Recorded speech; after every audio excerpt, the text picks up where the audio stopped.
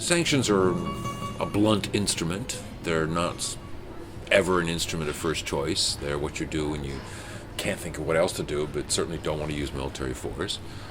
But in this case, they seem to have brought Iran to the negotiating table. And whereas the previous negotiating team was refusing to meet with the international community, the sanctions changed that. We rallied the world to impose the toughest sanctions in history. Sanctions which had a profound impact on the Iranian economy. Now, sanctions alone could not stop Iran's nuclear program, but they did help bring Iran to the negotiating table.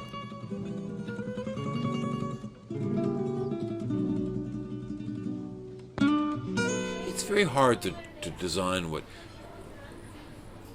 we call smart sanctions, which target only the government and not the people.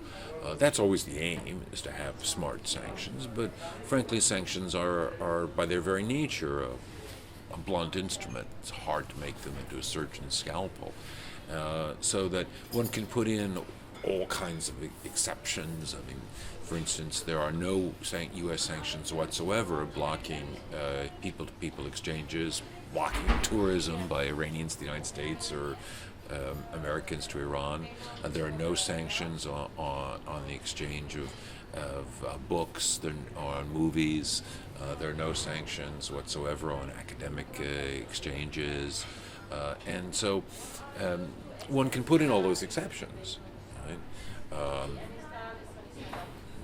No sanctions on foods and medicines and so on. But it still remains the case that much of the impact of sanctions is going to be felt by ordinary people, and that's an unfortunate reality. Both the United States and the EU designed the sanctions on Iran to hit particularly at the oil and gas industries, because the income from oil and gas goes overwhelmingly to the government, but that reduces the revenue the government has to use for all kinds of programs. So it's a real problem that sanctions are not an instrument of first choice. They're what you do because you can't think of anything else to do and don't want to use force.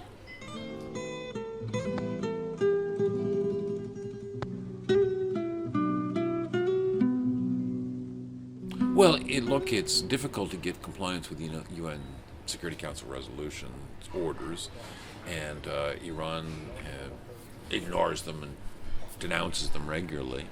And I think that that's unfortunate. I think that what Iran has done in Iraq has generally been unhelpful.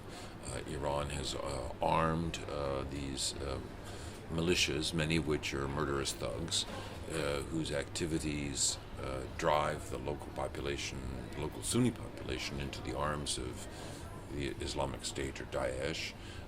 And so I think that in many ways the Iranian-sponsored militias are the recruiting sergeants which bring more people into Daesh's ranks.